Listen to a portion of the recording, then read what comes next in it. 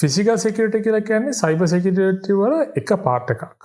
ගොඩක් අය මේ ගැන දන්නේ නැහැ, එක්කෝ මේක ඉග්නෝර් කරනවා. ඉතින් මම හිතුවා අද මේ ගැනත් පොඩ්ඩක් කතා කරන්න ඕනේ කියලා. මුලින් බලමු CCTV ගැන. CCTV කියන්නේ වර්තමානයේ ගොඩක් අය පාවිච්චි කරන ෆිසිකල් සිකියුරිටි කන්ට්‍රෝල් එකක්. ගෙදරක CCTV හයි කරනකොට මොන වගේ දේවල්ද කන්සිඩර් කරන්න ඕනේ? හැමෝම දන්න හැබැයි හරියට දැනගන්න ඕනේ CCTV ගැන අපි අද කතා කරමු.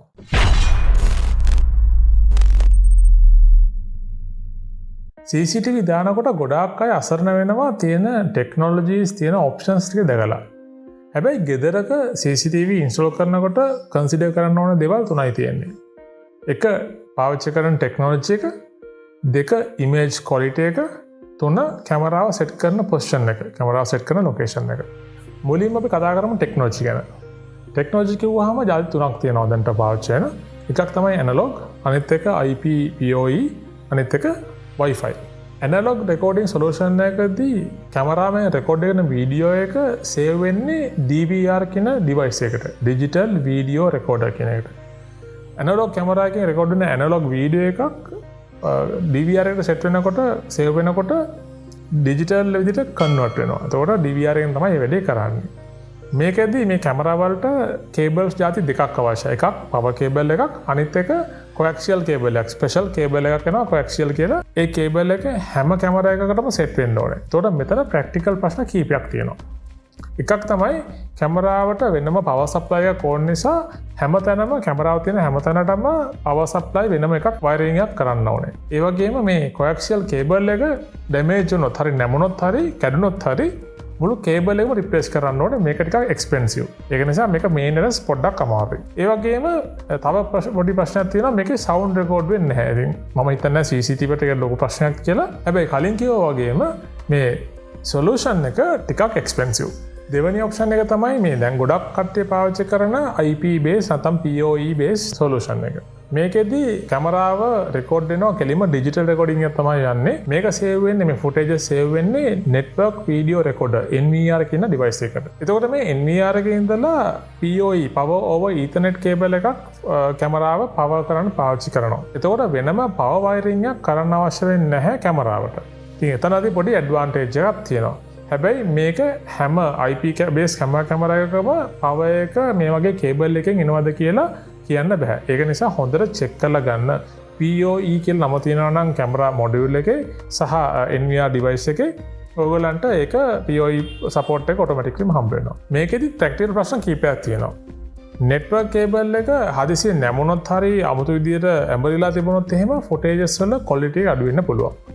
ඒ වගේම නෙට්වර්ක් වයරින් එක කරනකොට පවර් වයරින් එකත් එක පැරලල් එක ළඟ තියෙනවා නම් එහෙම ඒත් පවර් වයරින් එකත් නිසා තියෙන විද්‍යුත් චුම්බක තරංග, ඒ කියන්නේ ඉලෙක්ට්‍රෝමැග්නටික් ෆීල්ඩ්ස් නිසා අර ෆුටේජස් වලට බාධා එල්ල වෙනවා වෙන්න පුළුවන්.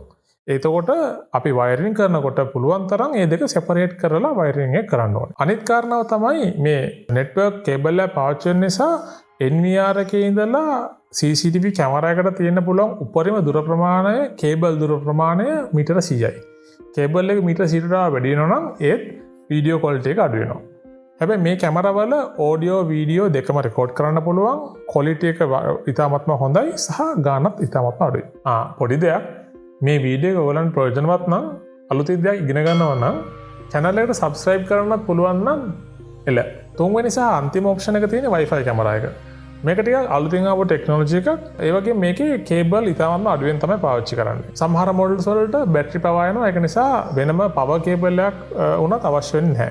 හැබැයි බැටරි තියෙනකොට අපි කල්පනා කරන්න ඕනේ හැමතිස්සෙම ගලවලා charge කරන්න ඕනේ, නැත්නම් වෙන බැටරියක් insert කරන්න ඕනේ. ඒ වගේම මේ කැමරා ගෙදර තියෙන Wi-Fi connection එකට set කරලා remote monitor කරන්න පුළුවන්. ඔයාලා phone එකෙන් computer එකෙන් monitor කරන්න පුළුවන්. කේබල් අඩු නිසා මේ වගේ maintenance ටිකක් ලේසි වෙන්න පුළුවන්. practical ප්‍රශ්න කතා කළොත් එහෙම මේ Wi-Fi cameras වලට වෙනම storage device එකක් එනවා අඩුයි. ඒ කියන්නේ මම කලින් කතා කළා වගේ NVR එකක් නැත්නම් DVR unit එකක් එන්නේ නැහැ ගොඩක් වෙලාවලට. ඉතින් ඒ වගේ වෙලාවලට මේ කැමරා වලම තියෙනවා memory chip එකක් set කරන්න.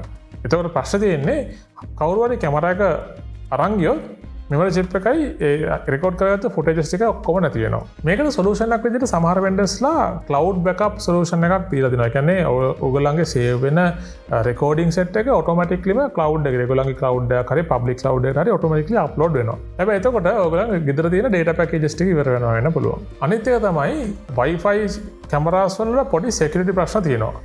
මොකද මේවා හැමතිස්සෙම අපේ ගෙදර Wi-Fi එකට කනෙක්ට් වෙලා තියෙන නිසා ගෙදර Wi-Fi එක කම්ප්‍රොමයිස් වුණොත් Wi-Fi එක වෙන කෙනෙක් යටතට පත් වුණොත් අනවශ්‍ය පුද්ගලයෙක් මේක පාවිච්චි කරන්න පුරුදු වුණොත් Wi-Fi කැමරාස් වල security එක ඔටෝමැටික්ලි නැති වෙලා යනවා. මොකද ඒගොල්ලන්ට remote disable කරන්න, view කරන්න, ඒ වගේ දේවල් කරන්න පුළුවන් වෙන නිසා. මම කලින් වීඩියෝ එකක් කරලා ගෙදර Wi-Fi connection එක secure කරගන්නේ කොහොමද කියලා. ඒ වීඩියෝ එක ඔයගලන්ට මෙතනින් බලා ගන්න පුළුවන්. ඉතින් මේ secure කරගත්තාම මේ ඔයගලන් ගෙදර Wi-Fi එක secure වෙනවා වගේම මේ Wi-Fi කැමරාස් වල ඉන්න ප්‍රශ්නෙත් ඔටෝමැටික්ලිම හදාගන්න නැත්නම් නැති කරගන්න ඔයගලන්ට පුළුවන්. ඊට පස්සේ කතා කරන්න යන්නේ image quality එක ගැන.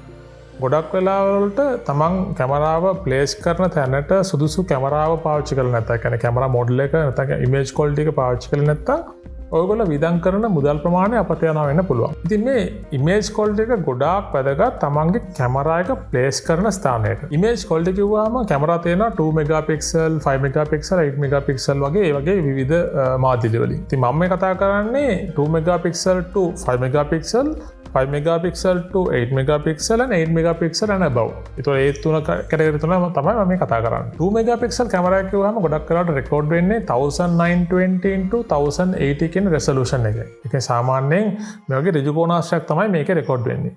මේක ගොඩාක්ම හොඳයි wide angle video recordings වලට. ඒ කියන්නේ ඔයගොල්ලන්ගේ ගෙදර entrance එක නැත්නම් එළියේ corridor එකක් වගේ monitor කරනවා නම් මේ වගේ 2 megapixel වගේ ඒ අතර ප්‍රමාණයේ කැමරාවක් ඉතාමත් සුදුසුයි. මෙතනදී ප්‍රශ්නේ වෙන්නේ මේ කැමරාවල recording එක zoom කළොත් quality අඩු වෙනවා. මොකද 2 megapixel නිසා. ඒක නිසා මේක සුදුසු නැහැ ගෙදරක එළියේ gate එකෙන් එළිය වගේ monitor කරන්න. මොකද නම් වාහනයක number plate එකක් මිනිස්සුගේ මූණ වරක් එකපාරට අඳ ගන්න බැරි වෙන්න පුළුවන්. හැබැයි indoor එකකදී මේ quality එක ටිකක් හොඳයි.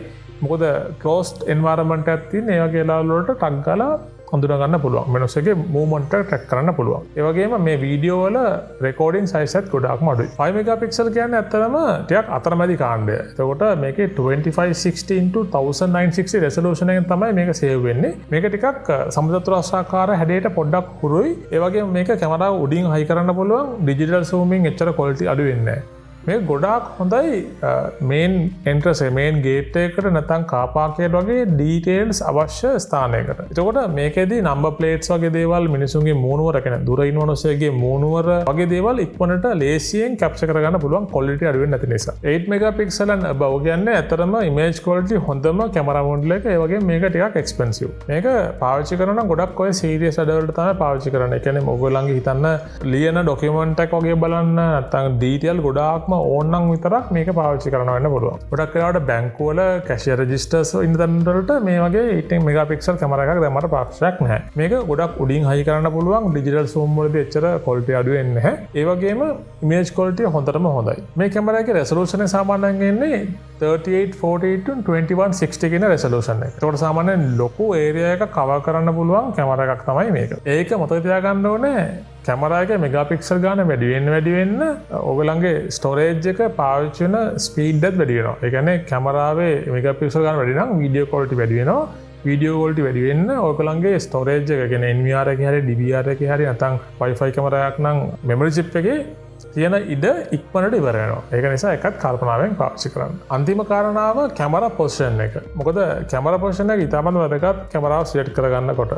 උදාහරණයට පොඩි කාමරයකට 8 මෙගාපික්සල් කැමරාවක් සෙට් කරතොත් ඒක අපරාධ වියදමක් වෙන්න පුළුවන්. මුදල් නාස්තියක් වෙන්න පුළුවන්. මතක තියාගන්න ගොඩක් වෙලාවට කැමරා සෙට් කරනකොට එක කැමරා එකකින් තව කැමරා එකක් කවර් වෙන්න පුළුවන් නම් දාගන්න. මොකද එතකොට ඒ කැමරා එකට ඩැමේජ් එකක් කරනවා නම් අනිත් කැමරා එකේ ඩැමේජ් එක කරන විදිය ඩැමේජ් එක කරන පුද්ගලයා අඳුන ගන්න පුළුවන්. ඒක රෙකෝඩ් වෙනවා. ඒ වගේ මතක තියාගන්න ඕනේ කැමරාව සෙට් කරනකොට කැමරාවේ මූණකට අවුව වැටෙනවා නම් නැත්නම් බල්බ් එක එළිය වැටෙනවා නම් මතක තියාගන්න හැමතිස්සෙම UV ෆිල්ටර් එකක් නැත්නම් UV ප්‍රොටෙක්ෂන් එක තියෙන කැමරාවක් පාවිච්චි කරන්න.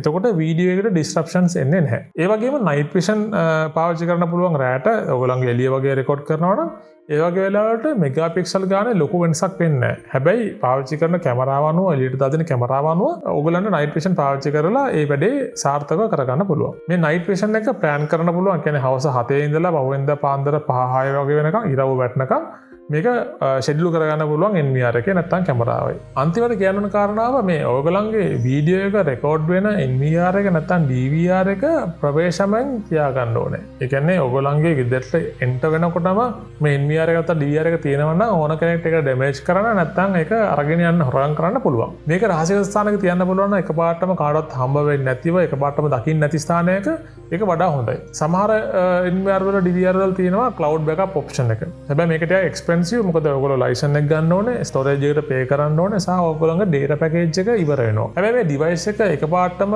හැමෝටම දැනගන්න බැරි ස්ථානයක තියන්න පුළුවන් නම් මේක ප්‍රශ්න ගොඩක් දුරට අඩු කරගන්න පුළුවන්. හරි මම හිතනවා මේ CCTV chips ටික පාවිච්චි කරලා ඔයගොල්ලන්ගේ ගෙදරට නැත්නම් ව්‍යාපාරික ස්ථානයට CCTV set කරගන්නවා නම් කාලය ශ්‍රමයක් ඉතුරු කරගන්න පුළුවන් වෙයි කියලා. ඒ වගේම රැවටිලිකාරයන්ගෙන් අනවශ්‍ය විදිහට මුදල් අය කරන්නන්ගෙන් පරිස්සම් වෙන්නත් පුළුවන් වෙයි කියලා. හරි එහෙනම් අලුත් වීඩියෝ එකකින් ආයෙත් අපි ඊළඟ සතියේදී හම්බ වෙමු. ඔබට සුබ